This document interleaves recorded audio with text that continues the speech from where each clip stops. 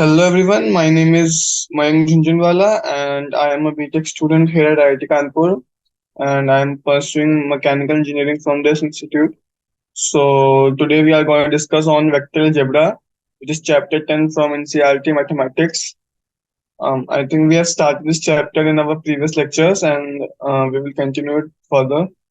So basically vector algebra deals with what? What is vector? Vector is something which includes the direction also with the magnitude.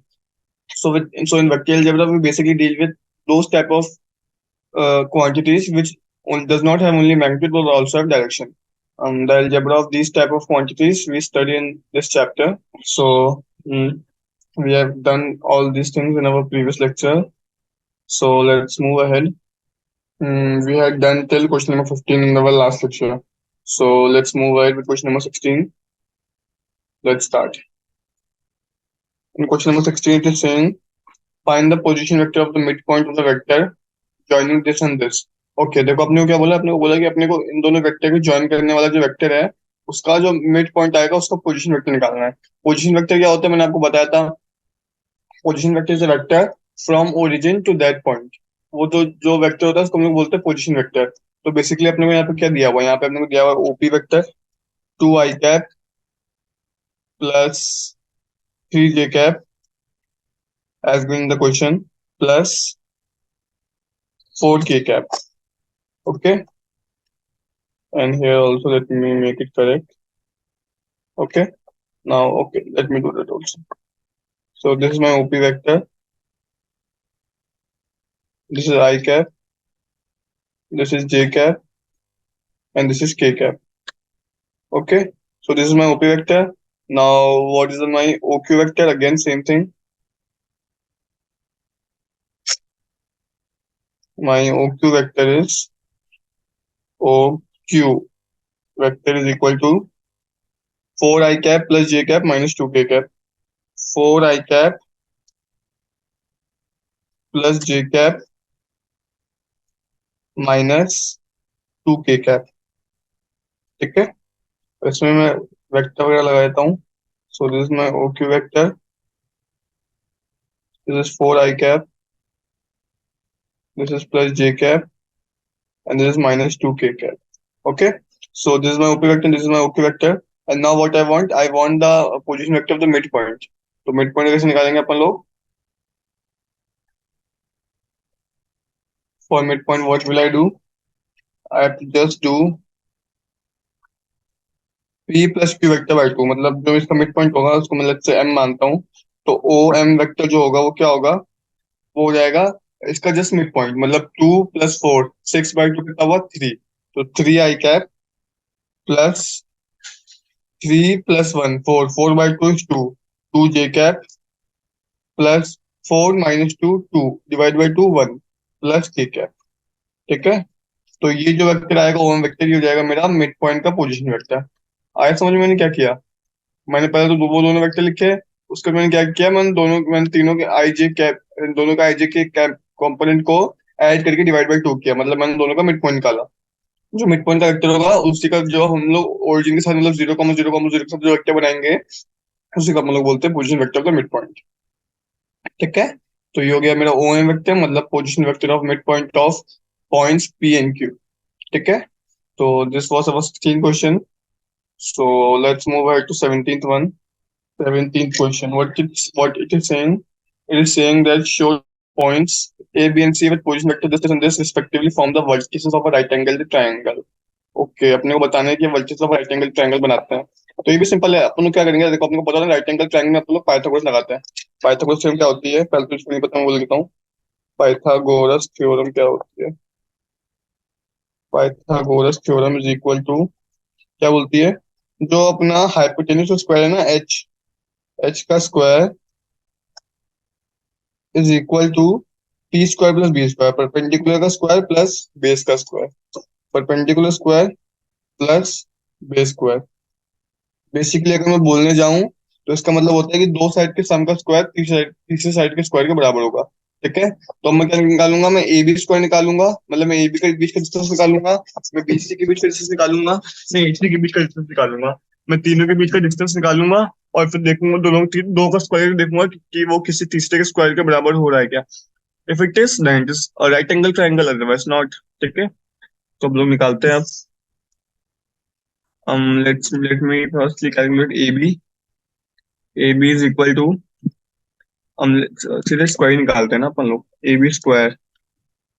ठीक है, सीधे AB का square निकालते हैं। कितना आएगा? AB देखो कौन कौन सा है। AB का स्क्वायर निकालना है तो B माइनस ए मतलब 3, या A माइनस कुछ भी कर लो, एक ही बात है। 3 - 2 1, 1 का स्क्वायर 1 ही रहा, 1 प्लस -4 -4 माइनस -1 मतलब -4 प्लस 1 मतलब 3, 3 का स्क्वायर 9 प्लस -4 -1 मतलब 5, 5 का स्क्वायर 25। ठीक है, कितना आया ये आया 35। देखो क्या किया मैंने, 3 - 2 1, 1 का स्क्वायर 1 -4 प्लस 1, क्योंकि माइनस ऑफ -1 +1 हो जाएगा, तो -4 प्लस 1 इज 3, 3 का स्क्वायर 9। ठीक है, फिर -4 प्लस 1, -4 -1 कितना हुआ 5, 5 का स्क्वायर 25। ठीक है, 35 हो गया। Now let me calculate BC square. BC square वो कितना आएगा देखो। अब मेरे को बी और सी लेना है, तो 2 - 1 कितना हुआ 1, 1 का स्क्वायर 1 प्लस -1 माइनस ऑफ -3 मतलब -1 प्लस 3 मतलब 2, 2 का स्क्वायर कितना हुआ 4 प्लस 1 माइनस ऑफ -5 कितना हुआ 6, 6 का स्क्वायर कितना हुआ 36। ठीक है, तो ये कितना आया, ये आया 36 प्लस 5 41। ठीक है, अब अपन लोग निकालते हैं सी ए का स्क्वायर या ए सी का स्क्वायर, एक ही बात है। ए सी का स्क्वायर कितना आ रहा है देखो, हम ए और सी लेंगे तो 3 - 1 2, 2 का स्क्वायर कितना हुआ 4 प्लस -4 प्लस 3, क्योंकि माइनस ऑफ -3 प्लस 1 हो जाएगा तो वो हो जाएगा -4 प्लस 3 कितना हुआ 1, 1 का स्क्वायर 1 प्लस -4 प्लस 5 -4 प्लस 5 कितना हुआ 1, 1 का स्क्वायर हो जाएगा 1, फिर कितना हो जाएगा, ये हो जाएगा 6। तो अब देखो 35 प्लस 6 41 होता है। इसका मतलब अपन ने क्या डिड्यूस किया यहाँ से अपने को पता चला कि जो मेरा ए बी का स्क्वायर है, ए बी का स्क्वायर है, सॉरी, ए बी का स्क्वायर प्लस ए सी का स्क्वायर जो है मेरा, this thing is coming equal to B C square. B C square. ठीक है, इससे अपने को क्या पता चलता है, इससे अपने को पता चलता है कि बीसी हाइपोटेन्यूज होगा और एसी और एबी बेस और परपेंडिकुलर होंगे। तो चूंकि ये पाइथागोरस थ्योरम को सेटिस्फाई कर रहा है, hence we have proved that it is the vertices of right angle triangle. ठीक है, so A B and C are vertices of right angle triangle, hence prove. ठीक है, आई होप ये question तो समझ में आ गया होगा। ऐसे इसमें टिपिकल सा कुछ भी नहीं था। फिर आगे चलते हैं क्वेश्चन नंबर 18 पे। In the triangle ABC which of the following is not true. Okay, तो अपन लोग भी लिख सकते हैं, A B vector plus B C vector is equal to A C vector. ये मैंने आपको बताया था, ये सही है। ठीक है, अब अपने को इसमें चेक करना है कि इसमें कौन कौन सा सही है कौन कौन सा गलत है। ठीक है, चलो आगे अगले कुछ पे करते हैं। 18। ठीक है, अब इसको सॉल्व करते हैं। हाँ, तो अपने को पता है कि जो मेरा ए बी वेक्टर है, A B vector plus B C vector is equal to A C vector. ठीक है, let me make the vectors also.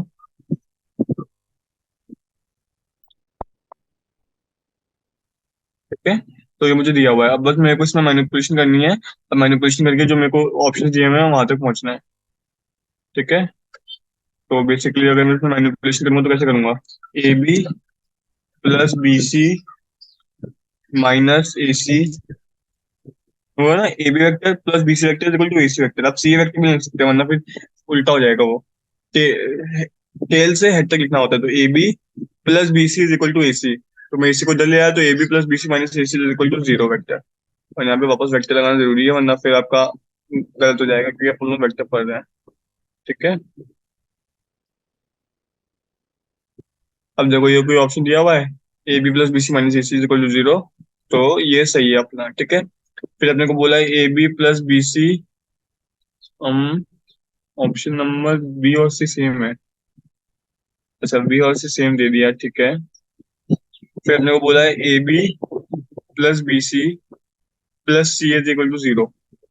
हाँ, तो ये भी सही है, क्यों? क्योंकि माइनस ए सी है, मैंने इसको पलट लिया तो एक माइनस और आ गया, वो माइनस और वो वाला माइनस प्लस हो गया, तो ये भी सही है। फिर ये क्या बोल रहा है, A B vector plus A B vector minus C B vector. C B vector क्या हुआ? सी बी वेक्टर हुआ ये वाला वेक्टर, और अपन ने क्या इसको माइनस, तो वापस हो गया वो बी सी वेक्टर। तो A B vector plus B C vector plus C A vector is equal to 0। हम इसमें कुछ लोचा है क्या? 1 सेकेंड जस्ट। ओके, सी।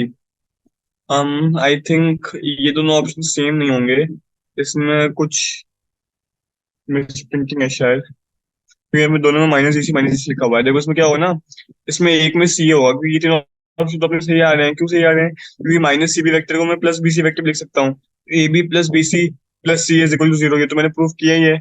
ए बी प्लस बी सी, अब इसको अपोजिट कर देंगे तो वो प्लस माइनस सी हो जाएगा, और एक माइनस और आ जाएगा तो प्लस सी हो जाएगा। बेसिकली इसको मैं ऐसे लिख सकता हूँ, मतलब समझ में नहीं आया तो इसको मैं लिख के दिखा देता हूँ।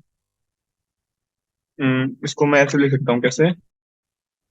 A B plus B C plus C A is equal to 0। क्या किया मैंने? मैंने जब जस्ट इसको अपोजिट किया। अब मेरे को पता है कोई भी वेक्टर का अगर मैं अपोजिट कर दूंगा तो माइनस साइन आ जाएगा करने के लिए। तो AC vector is equal to minus time C A vector, ये अपने को पता है ये होता है। AC vector is equal to minus time C A vector, ये अपने को पता है प्रॉपर्टीज से होता है। वो माइनस और वो वाला माइनस प्लस हो गया, प्लस सी ए वेक्टर रह गया। तो ये अपना ये वाला ऑप्शन तो सही होगा हमेशा। तो जो ये वाला ऑप्शन है ये भी सही होगा हमेशा, ये भी जीरो वेक्टर होता है, ठीक है ना। तो अपना ए ऑप्शन सही है, अपना बी ऑप्शन भी सही है। हम यहाँ पे बताऊँ, यहाँ पे इस एसी की जगह सी होगा, फिर ये वाला ऑप्शन गलत हो जाएगा, तो एक्चुअली इसमें सी ऑप्शन रॉन्ग होगा, क्योंकि इसमें मिस प्रिंटिंग है। यहाँ पे एसी की जगह सी होगा शायद से। और ये वाला ऑप्शन तो सही है, ये क्योंकि बीसी को मैं माइनस सी भी लिख सकता हूँ, तो मैंने बीसी को माइनस सी भी से रिप्लेस किया। बाकी तो एज इट इज वही वाला है। तो इसमें सही, इसमें जो गलत गलत आंसर है, जो इसमें मतलब नॉट ट्रू है, वो है सी वाला, क्योंकि यहाँ पे एसी की जगह सी होगा बेसिकली। ये मिस प्रिंटिंग है, ठीक है। तो इसका सही आंसर क्या हो गया? C part is the correct answer. और उसमें बेसिकली ऐसे होगा, plus B C minus C A equal to 0। और ये जो मैंने लिखा है ये गलत है, मतलब ये नॉट ट्रू वाला ऑप्शन है, ठीक है ना। तो वहां पे मिस प्रिंटिंग है, इसलिए मैं उसको सही करके लिख रहा हूँ। एक्चुअली मेरा सी ऑप्शन ये होगा, एक्चुअली जो मेरा सी ऑप्शन है वो ये होना चाहिए, ठीक है। तो अगर मेरा सी ऑप्शन ये होगा तो इसमें क्या लिख सकता हूँ? इसमें लिख सकता हूँ क्या, A B plus B C minus A C equal 0 सही है, सी इक्वल 0 गलत है। तो ये वाला ऑप्शन मेरा गलत हो गया, मतलब ये मेरा सही आंसर है, ठीक है। तो आई होप समझ में आया होगा। ऐसा टिपिकल नहीं था, बस इसमें एक ऑप्शन गलत दिया हुआ था तो अपने को वो देखना पड़ेगा। बाकी तो इजी क्वेश्चन था, ठीक है। फिर अब आगे चलते हैं। क्वेश्चन नंबर 19 पे क्या बोल रहा है? क्वेश्चन नंबर 19 बोल रहा है, A vector and B vector are two collinear vectors. Okay, collinear vectors है, ठीक है। Then which of the following are incorrect, इसमें से इनकरेक्ट कौन कौन सा है, ठीक है। कोलिनियर वेक्टर है तो बी वेक्टर, तो कोई लैम्डा टाइम्स ए वेक्टर हमेशा सही होगा। कोलिनियर वेक्टर क्या होता है? कोलिनियर वेक्टर होता है, मान लो एक ऐसा है तो दूसरा भी इसी, मतलब इसी की तरह होगा, समथिंग लाइक दैट ओनली, ठीक है। बस में एरो किसी भी तरफ हो सकता है, उसकी लेंथ कुछ भी हो सकती है, ठीक है। एरो इधर भी हो सकता है, इधर भी हो सकता है। तो ये वाला वेक्टर, ये सम लैम्डा टाइम्स ये वाला वेक्टर होता है। मैं लैम्डा को नेगेटिव भी ले सकता हूँ, लैम्डा को पॉजिटिव भी ले सकता हूँ, तो ये ऑप्शन तो सही है। A vector equal to plus minus B vector, ये भी सही है। अगर दो कोलिनियर वेक्टर तो ये वाला ऑप्शन भी सही हो सकता है, ए वेक्टर बी वेक्टर के बराबर भी हो सकता है, माइनस के टाइम्स भी हो सकता है। The respective components of A vector and B vector are not proportional. हाँ, ये भी सही है, क्योंकि लेंथ डी वाला देखते हैं, both the vectors A vector and B vector have same direction but different magnitude. D वाला तो एब्सोल्युटली रॉन्ग है, क्योंकि मैंने आपको बोला कि उनकी डायरेक्शन अलग भी हो सकती है। और एक्चुअली में सी वाला भी रॉन्ग है, क्योंकि उन कंपोनेंट्स का जो रिस्पेक्टिव ए वेक्टर बी वेक्टर के जो रिस्पेक्टिव कंपोनेंट्स होंगे वो प्रोपोर्शनल होंगे ना, क्योंकि जितने टाइम से एक्स वाला घटेगा उतने टाइम से वाई वाला भी घटेगा, या बढ़ेगा तो एक साथ बढ़ेंगे। आया समझ में? तो इनके जो कंपोनेंट्स होंगे ना वेक्टर्स के, जैसे कि अगर मैं लिखूं ए वेक्टर को a1 + b, मतलब इसको मैं करके दिखा देता हूँ सी वाले पार्ट को। सी वाला पार्ट में एक्चुअली नॉट, सी वाला पार्ट भी सही है, डी वाला पार्ट भी सही है, क्योंकि दोनों इनकरेक्ट है। कैसे, वो मैं लिख के बताता हूँ। देखो सी वाले पार्ट में क्या दिया हुआ है। सी वाले पार्ट में दिया हुआ है, मान लो मेरा कोई ए वेक्टर है। मान लो मेरा ए वेक्टर है। इसको मैं क्या लिख सकता हूँ, इसको मैं लिख सकता हूँ some A times I cap, actually a1 times I cap plus a2 times J cap plus a2 times J cap, ठीक है, plus a3 times k cap. इस तरीके से लिख सकता हूँ मैं अपना ए वेक्टर, a3 के कैप, ठीक है। अब वैसे ही मैं अपना बी वेक्टर लिख सकता हूँ। बी वेक्टर किस लिखूंगा, B vector is equal to b1 i cap, b1 i cap plus b2 j cap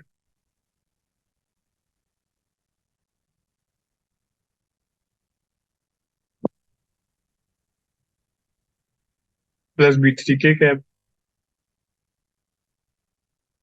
ठीक है। अब मैंने आपको फर्स्ट पार्ट में बोला है कि मेरा B vector some lambda times ए वेक्टर, मैं ऐसा बोल सकता हूँ। तो बेसिकली क्या है, मैं बोल रहा हूँ मेरा जो b1 है is equal to some lambda times a1, यही बोल रहा हूँ ना मैं। b1 is some lambda times a1. Similarly, b2 is some lambda times a2. b2 is some lambda times a2,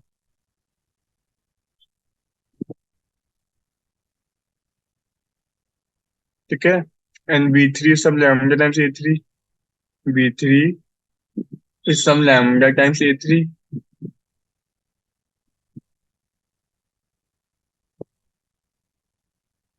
तो उसको मैं क्या लिखूंगा, देखो b1/a1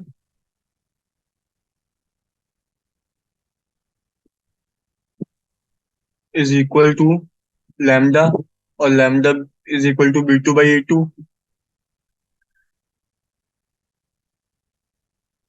है ना। Similar lambda is equal to b3/a3, b3/a3, sorry, is equal to lambda, ठीक है। अब मेरे को क्या बोला है, मेरे को बोला respective components are not proportional, लेकिन मेरे को दिख रहा है कि रिस्पेक्टिव कंपोनेंट्स प्रोपोर्शनल आ रहे हैं। तो मेरा सी ऑप्शन भी गलत है, डी ऑप्शन भी गलत है, तो मेरा मेरे को इनकरेक्ट पूछा था, तो बेसिकली सी और डी मेरा सही आंसर है, ठीक है। So right answer are C and D, C and D, ठीक है। तो ये दोनों मेरे राइट आंसर्स है। आई होप समझ में आ गया होगा। It's not typical, you have to just apply basic components of vector and then you are done, ठीक है। तो यहाँ पे मेरा ये लेक्चर खत्म होती है। फिर मैं आगे चलता हूँ प्रोडक्ट ऑफ टू वेक्टर्स पे। तो प्रोडक्ट ऑफ टू वेक्टर्स में क्या बोला है, देखो प्रोडक्ट ऑफ टू वेक्टर्स क्या होता है, दो टाइप के प्रोडक्ट होते हैं वेक्टर्स के। एक होता है स्केलर प्रोडक्ट, एक होता है स्केलर प्रोडक्ट जिसको हम लोग डॉट प्रोडक्ट भी बोलते हैं, एक होता है वेक्टर प्रोडक्ट। स्केलर या डॉट प्रोडक्ट क्या होता है, देखो स्केलर प्रोडक्ट क्या होता है, स्केलर प्रोडक्ट,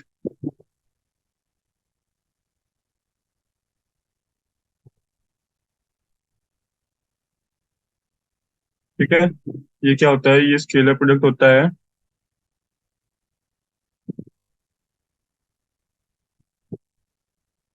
स्केलर प्रोडक्ट होता है समथिंग लाइक, हम जिसकी मेरे को दो वेक्टर दिए हुए हैं, ए वेक्टर और बी वेक्टर, ठीक है, ये दोनों वेक्टर्स हैं। तो जब मैं दो वेक्टर्स के बीच में डॉट करता हूँ, मतलब इसको स्केलर प्रोडक्ट को ऐसे रिप्रेजेंट करते हैं, ठीक है। दो वेक्टर्स के बीच का डॉट, इसको हम लोग इसलिए डॉट प्रोडक्ट भी बोलते हैं। तो इसको अपन लोग लिखेंगे कैसे, ए वेक्टर और बी वेक्टर बेसिकली होता है A1 B1, मतलब दोनों के X component Y component Z component को मल्टीप्लाई करके ऐड कर दो basically. A1 B1 plus A2 B2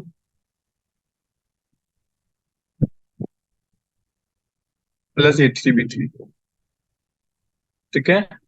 ये होता है मेरा स्केलर प्रोडक्ट बेसिकली, तीनों के दोनों के एक्स वाई और जेड कंपोनेंट को मल्टीप्लाई कर दो, तो ये हो जाएगा मेरा स्केलर प्रोडक्ट, मतलब ये हो जाएगा ए डॉट बी। ठीक है, इसी को हम लोग डॉट प्रोडक्ट भी बोलते हैं। और इसकी बेसिक डेफिनेशन क्या होती है? इसकी बेसिक डेफिनेशन होती है mod of A vector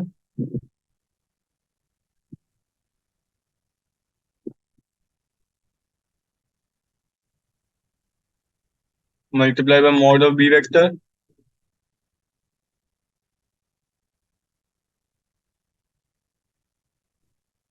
multiplied by cos theta.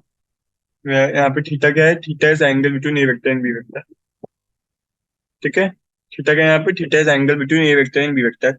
और ऑब्वियस सी बात है, क्योंकि थीटा एंगल बिटवीन दो वेक्टर्स है तो वो जीरो से पाई के बीच में जा सकता है, बाकी नेगेटिव वाला नहीं लेंगे अपन वो। ठीक है, um, अगर कोई भी वेक्टर जीरो होगा तो ए वेक्टर और बी वेक्टर जीरो होता ही है, ये अपन लोग बोल सकते हैं।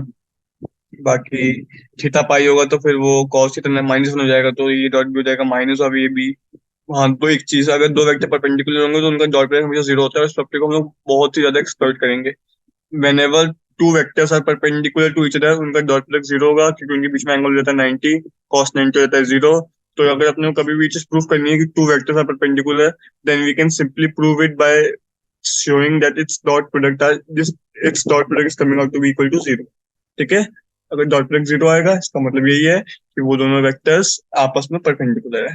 ठीक है, अभी I dot I J dot J के डॉट के वन होता है कि इन दोनों के बीच में एंगल जीरो, इन दोनों के बीच में angle zero, cos zero is one. और इन दोनों आई आई कैप जे कैप के कैप का मैग्नीट्यूड होता है वन, तो ये भी वन, ये भी वन, ये भी वन। ठीक है, तो I dot I J dot J के डॉट के वन होता है, और I dot J J dot के डॉट आई जीरो होता है। क्यों? ये अपने को पता है, I represents x axis, J represents Y axis, और एक्स और वाई के बीच में एंगल होता है 90 डिग्री। एंड के रिप्रेजेंट्स जेड एक्सिस, और अपने को पता है एक्स वाई जेड तीनों के बीच में 90 डिग्री एंगल होता है।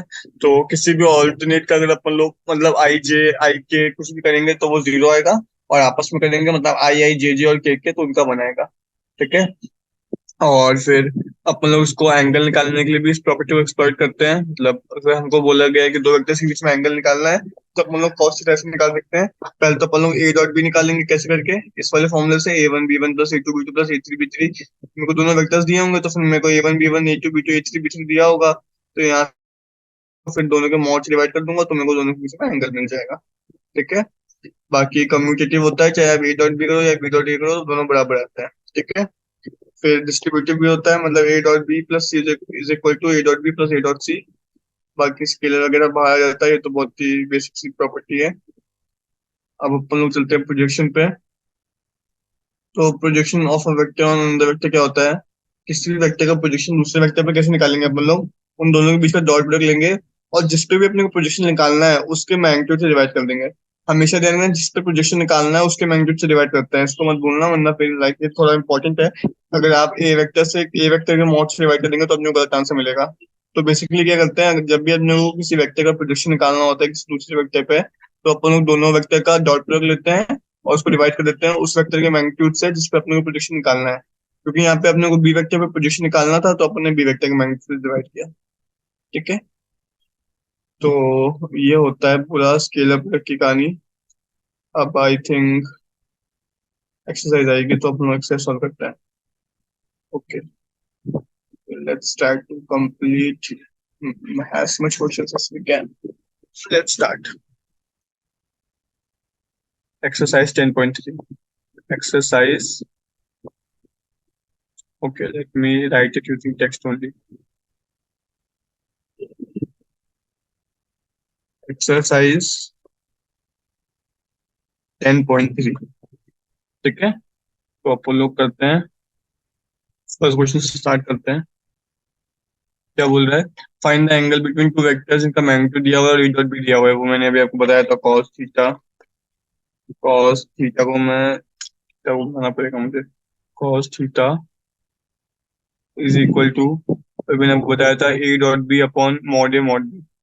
ए डॉट बी मतलब वेक्टर फॉर्म में, ऑब्वियस सी बात है, divide by mod B, divide by mod B. ठीक है, तो भाई वेक्टर लगाना मत भूलना, वरना फिर मार्क्स कट जाएंगे। This thing is equal to, A dot B कितना दिया हुआ है मुझे? ए डॉट बी दिया हुआ है √6 डिवाइड बाई ए वेक्टर और बी वेक्टर का मैग्नीट्यूड दिया हुआ है √2 और √3, मतलब 2 मल्टीप्लाइड बाय √3। ठीक है, तो इस तरीके से अपन लोग इसको करेंगे तो क्या होगा, √3 से √6 में कट जाएगा तो √2 बचेगा, √2/2 1/√2 आएगा। कॉस थीटा कितना आ रहा है, कॉस थीटा आ रहा है 1/√2, और कॉस थीटा 1/√2 कब होता है, 45 डिग्री पे, ये तो अपने को पता ही होगा। तो थीटा कितना आ गया, 45, और अपने को पता है कि अपना थीटा हमेशा 0 से 180 के बीच में लेते हैं अपन लोग। तो 0 से 180 के बीच में एक ही थीटा है जिसपे कॉस थीटा 1/√2 होता है, वो है 45 डिग्री। तो दोनों के बीच में, वेक्टर के बीच में एंगल कितना हो गया, 45 डिग्री। ठीक है, तो ये हो गया अपना पहला क्वेश्चन। दूसरे पे चलते हैं, क्या बोला है, find the angle between the vectors this and this, again same question. cos theta is equal to A dot B, A dot B कैसे निकालेंगे, मैंने आपको बताया था, a1 b1 plus a2 b2 plus a3 b3, a1 है 1, b1 है 3, 1 into 3 is 3, a1 b1 plus a2 b2, -2 into -2 4 हो जाएगा। तो ये हो गया a2 b2 plus a3 b3, a3 b3 कितना हो जाएगा, 3 × 1 मतलब 3।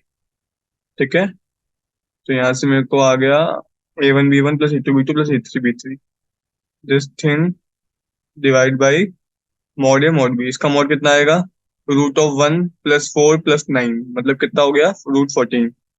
तो ये हो गया √14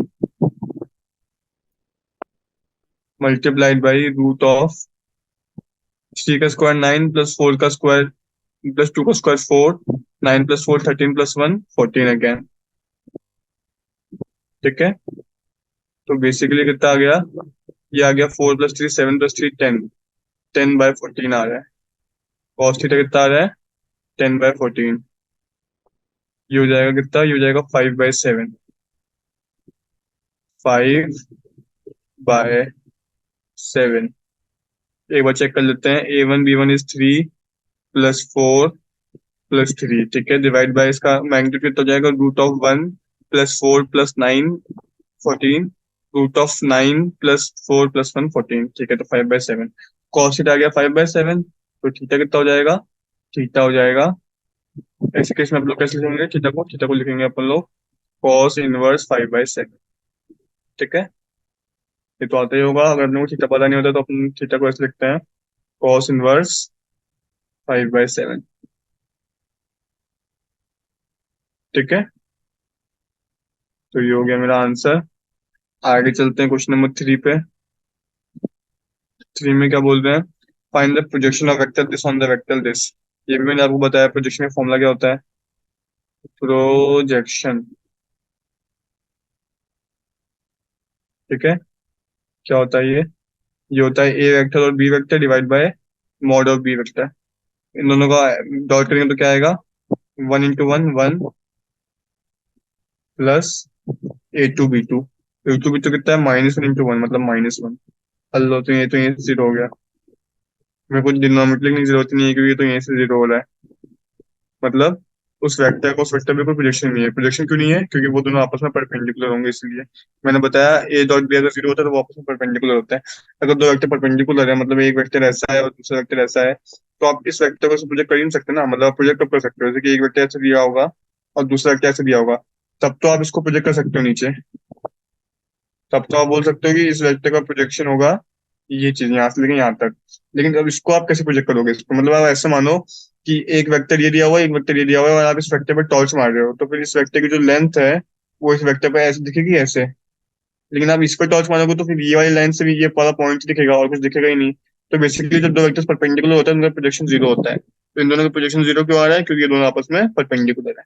ठीक है, तो समझ में आ रहा होगा। फिर आगे चलते हैं क्वेश्चन नंबर 4 पे। फोर्थ में क्या बोला, फोर्थ में बोल रहे हैं find the projection of vector this on the vector this. तो वापस वही सेम क्वेश्चन करते हैं। a1 b1 कितना है, 1 × 7 7, प्लस a2 b2 कितना है, a2 b2 है 3 × -1 मतलब -3, -3। ठीक है, प्लस कितना है 7 × 8 56, ठीक है, डिवाइड बाई मॉड या मॉड बी। इसका मॉड कितना आएगा, 49 प्लस 9 प्लस 1 मतलब 59। तो हो जाएगा root of 59 multiply by root of 49 plus 1 50, 50 plus 64, 8 is 64 होता है, 14 प्लस 1 50, 50 प्लस 64 इज 100, 114। ठीक है, तो बेसिकली ऐसा आएगा। तो ये कितना हो जाएगा, ये हो जाएगा 7 - 3 4, 56 प्लस 4 इज 60, तो इट इज 60 डिवाइड बाई हम 114 को अपन लोग कैसे लिख सकते हैं, लेट मी सी कितना आता है। ओ सॉरी, प्रोजेक्शन बोला है ना मेरे को रूट 59 तो लिखना ही नहीं है। सिर्फ मेरे को प्रोजेक्शन बोला है, क्योंकि मेरे को प्रोजेक्शन बोला है ऑन दिस वेक्टर, मेरे को सिर्फ इसका मैग्नीट्यूड लिखना है। मैं तो कॉस्ट थीटा निकाल रहा हूँ, सॉरी। ठीक है, तो बेसिकली आ जाएगा 60 डिवाइड बाई रूट 140। क्योंकि पोजीशन में क्या होता है, जिस पर पोजीशन लेते हैं उस वेक्टर का मैग्नीट्यूड लिखते हैं, तो इसका आंसर हो जाएगा 60 डिवाइड बाई रूट 140। ठीक है, तो आई होप समझ में आ गया होगा। फिर इसको आगे और सिंप्लीफाई करना चाहे तो कर सकते हैं, बाकी यहाँ पे भी छोड़ेंगे तो I hope it is okay. ठीक है, फिर आगे चलते क्वेश्चन नंबर 5 पे। Show that each case of the given three vectors is a unit vector. Show that अच्छा each of the given three vectors is a unit vector, also so that they are mutually perpendicular to each other। ठीक है, unit vector दिखाने के लिए क्या करेंगे, तीनों का बोलेंगे, क्या बोलता है, अंडर रूट करके स्क्वायर करेंगे ना बेसिकली। बेसिकली क्या बोल रहा हूँ मैं, हम निकालेंगे 2/7 स्क्वायर, मतलब ये क्या लिखा हुआ है, ए वेक्टर लिखा हुआ है 2/7 आई कैप प्लस, मैं ये वेक्टर के लिए लिखा रहा हूँ, बाकी के लिए आप लोग लिखा लेना, क्योंकि बेसिकली सिंपल ये कुछ नहीं करना है, प्लस 3/7 जे कैप प्लस 6/7 के कैप। ठीक है, प्लस 6/7 के कैप। ठीक है, तो बेसिकली ये मैंने आपको दिया हुआ है वेक्टर ए। अब मेरे को चाहिए इसका मैग्नीट्यूड निकालने के लिए मैं क्या करता हूँ, मैं आपको हजार बार बता चुका हूँ। फॉर मैग्नीट्यूड मेरे को इनका स्क्वायर करके इनको ऐड करना है बेसिकली, बस उसका इंक्लूड करना है। तो इनका मैग्नीट्यूड कितना हो जाएगा, इनका मैग्नीट्यूड हो जाएगा 2/7 का स्क्वायर मतलब 4/49, 4/49 प्लस 3/7 का स्क्वायर 9/49, 9/49 प्लस 6/7 का स्क्वायर 36/49, 36/49।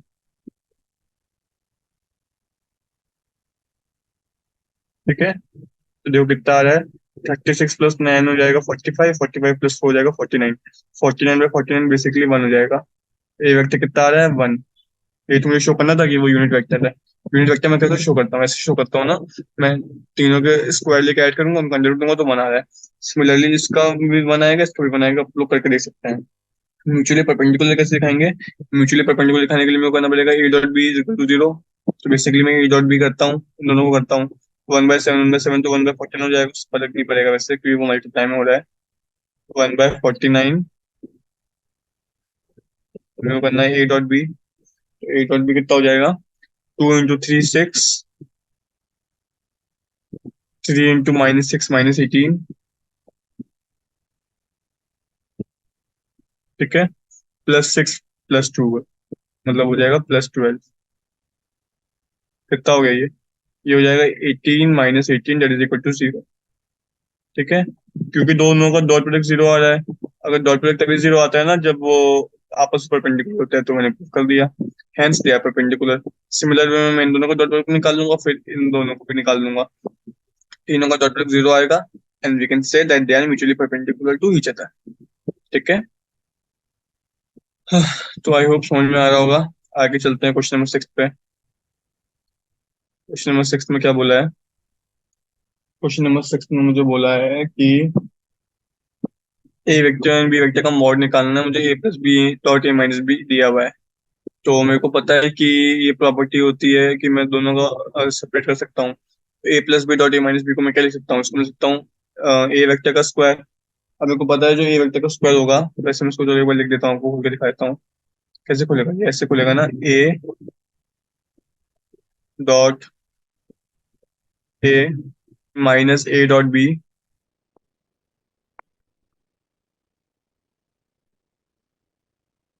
प्लस ए डॉट बी। अब आपस में दोनों कैंसिल हो जाएंगे क्योंकि ए प्लस और माइनस आ गया। और ए डॉट बी हो चाहे बी डॉट ए हो, बराबर ही होते हैं, मैंने आपको बताया हुआ है। ठीक है,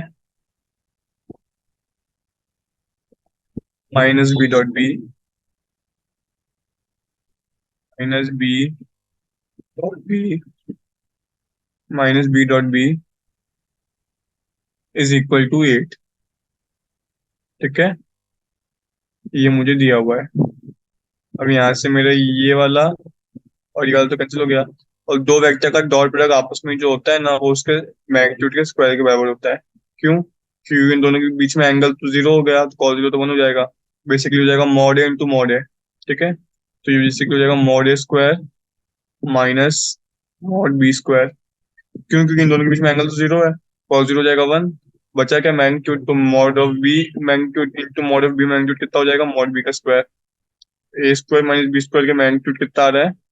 ये दिया हुआ है मेरे को क्वेश्चन में, 8। ठीक है, ये इसका सिंप्लीफिकेशन था। फिर मुझे बोला है कि ए vector is 8 times B vector, तो यहाँ पे मैं डाल देता हूँ। 8 का स्क्वायर हो जाएगा 64।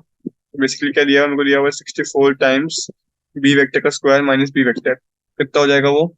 सीधे लिखता हूँ ना, चलो लिख देता हूँ एक बार। 64 टाइम्स बी वेक्टर का स्क्वायर माइनस बी वेक्टर का स्क्वायर इज इक्वल टू 8। ठीक है, मुझे ये दिया हुआ है। अब मेरे को पता है ये हो जाएगा 63 टाइम्स बी वेक्टर का स्क्वायर। 63 टाइम्स बी वेक्टर का स्क्वायर, ये हो जाएगा 8। तो यहाँ से मेरे को बी वेक्टर की वैल्यू मिल गई।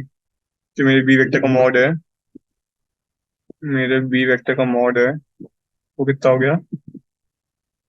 बी वेक्टर का मॉड हो गया √8/64। सिंपल। कितना हो गया? √8/63। और मैं नेगेटिव वाला क्यों लूंगा? क्योंकि मेरे को पता है मॉड कभी नेगेटिव हो नहीं सकता, इसलिए सिर्फ पॉजिटिव रूट आएगा। 8/63। ठीक है, ये हो गया मेरा बी वेक्टर। ए वेक्टर हो जाएगा मेरा 8 टाइम्स बी वेक्टर, तो इसको 8 से मल्टीप्लाई कर दूंगा बेसिकली, तो मुझे मिल जाएगा मेरा ए वेक्टर। सिंपल। ठीक है, तो आई होप समझ में आया होगा। वैसे में एक चीज ध्यान रखनी है कि जब भी दो वेक्टर का आपस में डॉट होता है तो वो उसके मैग्नीट्यूड के स्क्वायर के बराबर होता है। ठीक है, आगे चलते हैं क्वेश्चन नंबर 7 पे। क्या लिखा है? Evaluate the product this. तो इसको मैं वैसे करूंगा टेक्स्ट बॉक्स से। ठीक है, तो ये कितना हो जाएगा? 3 × 2 10। 10 टाइम्स ए वेक्टर का square, 10 times mod of A vector का स्क्वायर माइनस नहीं नहीं 21 times a dot B plus 21 times a dot b. फिर आएगा -10 times b dot a -10 times b dot a -35 times b का स्क्वायर -35 टाइम्स मॉड बी का square. ये मुझे दिया हुआ है कितना, मुझे निकालना है। ठीक है, तो सबसे पहले तो इसे वेक्टर से लगाता हूँ। ये है मेरा ए वेक्टर और ये है मेरा ए वेक्टर, ये मेरा बी वेक्टर, ये बी, ये ए, फिर ये वापस बी। ठीक है, तो इस टाइप से सॉल्व करेंगे। तो अब क्या होगा? यहाँ पे देखो कितना बचेगा। यहाँ पे बचेगा,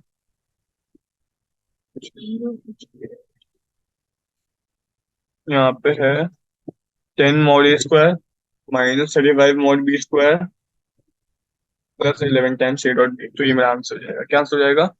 10 टाइम्स मॉड ए स्क्वायर, इसको मैं सॉल्व कर नहीं सकता क्योंकि मुझे वैल्यू दी नहीं है, तो उससे यहीं पे मेरा यही मेरा आंसर हो जाएगा। Plus 21 a dot b minus 10 times b dot a is 11 times a dot b, चाहे बी डॉट ए की बात है। तो मैंने आपको बताया था कि ये कम्यूटेटिव होता है, इसलिए इसमें चिंता करने वाली कोई बात नहीं है। -35 टाइम्स मॉड बी का स्क्वायर।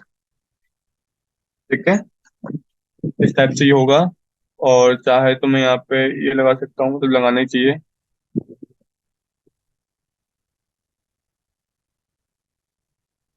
ठीक है, तो ये मेरा इसका आंसर हो जाएगा। क्वाइट सिंपल क्वेश्चन था, इसमें तो कुछ करना ही नहीं था। आगे चलते क्वेश्चन नंबर 8 पे। Find the magnitude of two vectors a and b, okay, having the same magnitude and such that the angle between them is 60 degree. सब कुछ तो दिया हुआ है अपने को, स्केलर प्रोडक्ट दिया हुआ है, स्केलर प्रोडक्ट कितना दिया हुआ है, स्केलर प्रोडक्ट दिया हुआ है half. Half is equal to, मैंने बोला था mod A mod b times cos theta. Mod a और मॉड बी बराबर है, यहाँ पे दिया हुआ है, तो लेट्स से मैं मॉड ए ले लेता हूँ। मतलब मॉड ए का स्क्वायर हो जाएगा वो, क्योंकि मॉड ए और मॉड बी बराबर है। तो मॉड ए स्क्वायर टाइम्स कॉस थीटा, और थीटा मुझे दिया हुआ 60 डिग्री, कॉस 60 होता है हाफ। लो, हो गया सॉल्व। यहाँ से टू और कैंसिल हो जाएगा। क्या हो जाएगा, mod a is equal to mod b is equal to 1। ठीक है, mod a is equal to mod b, क्योंकि मुझे कुछ में दिया हुआ है, is equal to 1, simple.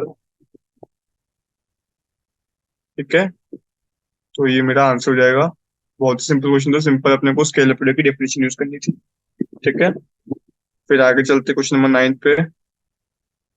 Question number 9 में क्या बोला है, find mod x. Mod x निकालना है मुझे फॉर यूनिट वेक्टर है ए, मुझे दिया हुआ है कि यूनिट वेक्टर है। तो पहले वाले में क्या आएगा, पहले वाले में आएगा मॉड एक्स का स्क्वायर, मॉड एक्स का स्क्वायर। फिर आएगा माइनस, नहीं प्लस, एक्स वेक्टर और a vector, plus x dot a, x dot a, obviously vector ही है। फिर आएगा माइनस ए डॉट एक्स, दोनों आपस में कैंसिल हो जाएंगे। ए डॉट एक्स को मैं एक्स डॉट ए लिख सकता हूँ, मैंने आपको कितनी बार बताया है इस बात को, कम्यूटेटिव होता है। ठीक है, तो ये दोनों आपस में कैंसिल हो जाएंगे। प्लस, नहीं माइनस मॉड ए का स्क्वायर, मॉड ए मुझे दिया हुआ है 1 है, तो -1 इज इक्वल टू 12। ठीक है, अब यहाँ पे क्या होगा, ये और ये कैंसिल हो जाएंगे, तो मुझे क्या मिलेगा, मेरा मॉड एक्स मिल जाएगा कितना, 12 + 1 13 हो जाएगा, और इसका रूट हो जाएगा मेरा मॉड एक्स। तो मेरा जो मॉड एक्स है वो है 13। अगेन मैं नेगेटिव रूट नहीं लूंगा, क्योंकि मेरा कभी भी मैग्नीट्यूड नेगेटिव नहीं हो सकता। ठीक है, तो ये मैंने निकाल लिया, इज इक्वल टू √13। तो ये भी सिंपल क्वेश्चन था, आई होप समझ में आ रहा होगा। आगे चलते हैं क्वेश्चन नंबर 10 पे। क्या बोला है इसमें, तीन वेक्टर दिए हुए such that a vector plus lambda b vector is equal to is perpendicular to c vector. ठीक है, तो निकाल लेते हैं। निकालते हैं, a vector plus lambda vector, lambda times B vector कितना होगा, a vector plus lambda times B vector कितना होगा, ये हो जाएगा, देखो ए है 2 माइनस लैम्डा, 2 + लैम्डा बी, तो ये हो जाएगा -lambda times I cap plus 2 lambda times J cap plus lambda times k cap. पहले वाले में जाएगा 2 - लैम्डा आई कैप, हो जाएगा 2 - लैम्डा आई कैप। फिर हो जाएगा 2 + 2 lambda times J cap plus 2 + 2 lambda times J cap, 2 + 2 lambda times J cap.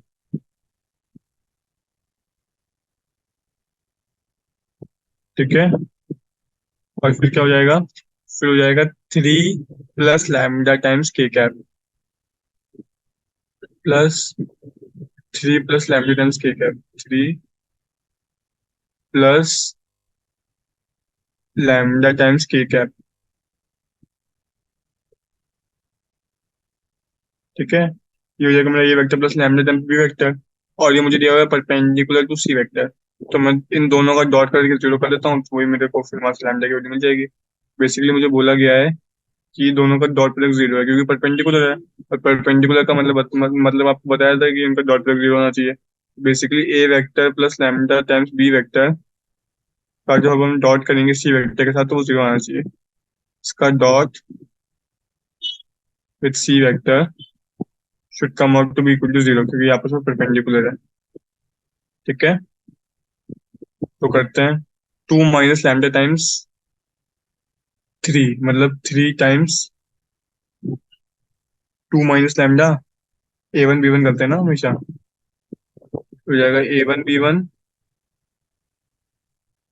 Plus ए two B two. अब चूंकि मेरे को यहाँ पे बी टू दिया हुआ है वन, और ए टू दिया हुआ है टू प्लस टू लैम्डा, तो प्लस टू लैम्डा, ये हो जाएगा मेरा ए टू बी टू। ठीक है, प्लस ए थ्री बी थ्री। अब चूंकि मेरे को यहाँ पे बी थ्री दिया हुआ नहीं है, बी थ्री जीरो है, तो a three B three zero हो गया, तो this thing is equal to zero. मैं यहाँ से मैं लैम्डा निकाल लूंगा। Six plus two eight, eight minus three lambda plus two lambda, minus lambda is equal to zero. यहाँ से लैम्डा कितना मिल जाएगा, एट। ठीक है, तो lambda is equal to eight मेरा आंसर हो गया। ये मेरा आंसर हो गया। ठीक है, तो आई होप समझ में आया होगा। सिंपल क्वेश्चन था। आगे चलते हैं क्वेश्चन नंबर 11 पे। क्या बोल रहे हैं, show that this vector is perpendicular this vector for any two vectors A vector and B vector. Again दोनों का डॉट प्रोडक्ट लेकर जीरो करना है बस। दोनों का डॉट प्रोडक्ट निकालना है, अगर वो जीरो आता है तो वो परपेंडिकुलर है, बेसिकली ये बोलना चाह रहा हूँ मैं। ठीक है, तो a vector times B vector plus b vector times A vector plus mod b times A vector mod b times A vector. इस वेक्टर का मुझे डॉट करना है। ये थोड़ा गंदा बन गया है, ये बी वेक्टर लिखा हुआ है। ठीक है, इस पर डॉट करना है with mod a times B vector mod a times B vector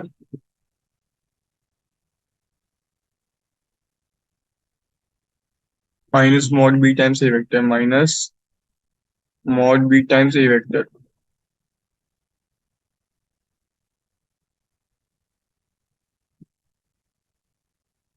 ठीक है, बेसिकली मुझे ये निकालना है। तो ये कितना हो जाएगा, ये हो जाएगा this thing dot this thing, तो हो जाएगा मॉड ए का स्क्वायर, सॉरी, मॉड ए का square times b dot b, b dot, क्योंकि डॉट तो आप लोग वेक्टर का ही करोगे ना, और मॉड तो स्केलर है, क्योंकि वो एक मतलब वो लिखा हुआ है।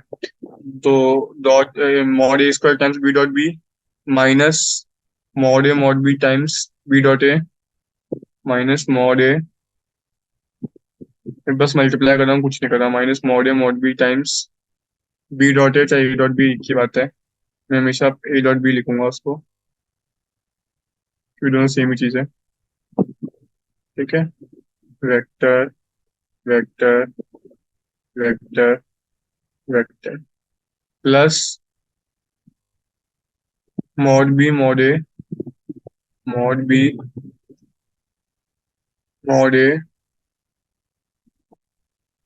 Times a dot b. देखो दोनों वापस कैंसिल हो जाएंगे, a dot b, again vector लगाना जरूरी है, vector vector vector vector minus mod b का square times a dot a, a dot a, a dot a. ठीक है, तो इस तरीके से मैंने लिखा है इसको सॉल्व करके। अब देखो, एक चीज तो सीधे सीधे है कि ये वाली चीज और ये वाली चीज स्ट्रेट अवे कैंसिल हो रही है। अब यहाँ पे लिखा हुआ है बी डॉट बी, मैंने आपको बताया जब भी किसी वेक्टर का हम लोग डॉट करते हैं उसके खुद के साथ, तो वो चीज हो जाती है उसी के मैग्नीट्यूड का स्क्वायर। तो बेसिकली लिखा हुआ है मॉड ए स्क्वायर मॉड बी स्क्वायर, ऐसे यहाँ पे लिखा हुआ है मॉड बी स्क्वायर मॉड ए स्क्वायर। बेसिकली ये दोनों भी आपस में कैंसिल हो जाएंगे, अपने पास आंसर आ जाएगा 0, क्योंकि इन दोनों का डॉट तक 0 आ रहा है, hence the stars perpendicular to each other. Simple. ठीक है, तो आई होप समझ में आ रहा होगा। एक्सरसाइज तो सिंपल ही है। आगे चलते हैं क्वेश्चन नंबर 12 पे। क्या बोल रहा है? इफ ए डॉट ए 0 है, ठीक है, मतलब मॉड ए 0 है, क्योंकि ए डॉट ए होता है मॉड ए का स्क्वायर। बेसिकली मुझे क्या दिया हुआ है यहाँ से मैं निकाल सकता हूँ कि मेरा मॉड ए 0 दिया हुआ है। Mod a vector is 0। ठीक है, फिर मुझे क्या बोला है? And a dot b is also 0। A dot b भी 0 है। तो अपन लोग क्या बोल सकते हैं? देखो, अगर अपन लोग बोल रहे हैं कि मॉड ए 0 है, तो ए डॉट बी तो वैसे भी 0 हो जाएगा, क्योंकि ए डॉट बी जाएगा mod a times mod b into cos theta. अभी मॉड ए 0 है, तो मैं बी के बारे में क्या बोल सकता हूँ? बी के बारे में मैं मतलब ऐसे अंदाजे लगा सकता हूँ, पक्के से तो कुछ नहीं बोल सकता, क्योंकि मेरा जो 0 हो रहा है वो तो मॉड ए से ही हो जा रहा है। तो मैं आपको वो तो बता नहीं सकता कि मेरा मॉड बी 0 है कि नहीं है। बट मैं इस पर कमेंट कर सकता हूँ। मैं इसमें बोल सकता हूँ कि मेरा मॉड 0 आ रहा है, तो मेरा मॉड बी वेक्टर, जो मेरा बी वेक्टर है, वो कुछ भी हो सकता है। बेसिकली मैं ये बोलना चाह रहा हूँ, क्योंकि अगर मैं ए डॉट ए को 0 बोल रहा हूँ, मतलब मेरा मॉड 0 है, तो ए डॉट बी तो ऑब्वियसली 0 ही आएगा मेरे साथ, क्योंकि ए डॉट बी होता है mod b into cos theta. तो बी वेक्टर को मैं कुछ भी ले लूँ, अल्फा बीटा गामा कुछ भी ले लूँ बी वेक्टर को, ये कंडीशन हमें सेटिस्फाई करेगी a dot b equal to 0। क्यों? क्योंकि मॉड 0 है। तो बेसिकली हम लोग बी वेक्टर के बारे में क्या कंक्लूड कर सकते हैं? We can say that our b vector is nothing but anything, मतलब हम बी वेक्टर कुछ भी ले, तो हम कोई भी वेक्टर को एनी वेक्टर ले सकते हैं, तब जाके मेरी कंडीशन ट्रू हो जाएगी, क्योंकि मेरा ये वेक्टर का मॉड 0 है। So b vector can be any vector, can be any vector. ठीक है, क्योंकि ये कंडीशन मेरी हमेशा ट्रू होगी, क्योंकि मेरे को ए वेक्टर पे डिपेंड कर रहा है और मेरा ए वेक्टर 0 है। So b vector can be any vector in space.